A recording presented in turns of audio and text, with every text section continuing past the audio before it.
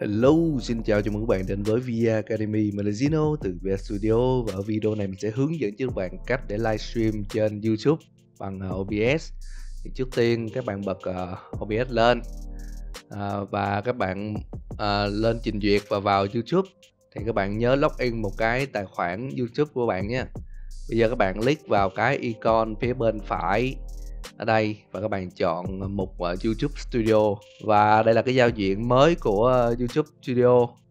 Mình sẽ chuyển lại cái bản Studio Classic đây, và ở đây các bạn vào cái mục phát trực tiếp, và đây chính là cái giao diện dashboard của các bạn để mà có thể livestream. Thì bây giờ các bạn kéo xuống dưới đây, các bạn sẽ thấy là cái mục mà thiết lập bộ mã hóa, bao gồm là URL máy chủ và khóa luồng này stream key đó. Thì bây giờ các bạn vào OBS, các bạn vào mục setting, các bạn vào mục output stream, các bạn vào mục stream.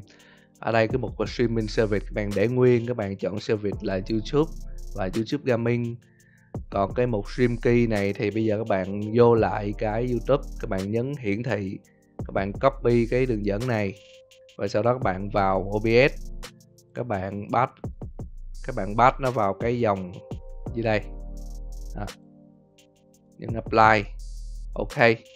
Và bây giờ mình sẽ livestream thử nha. Bây giờ mình sẽ nhấn start streaming. Đây, coi nó bắt đầu lên đó. Các bạn sẽ thấy ở đây nó sẽ xuất hiện cái livestream của mình.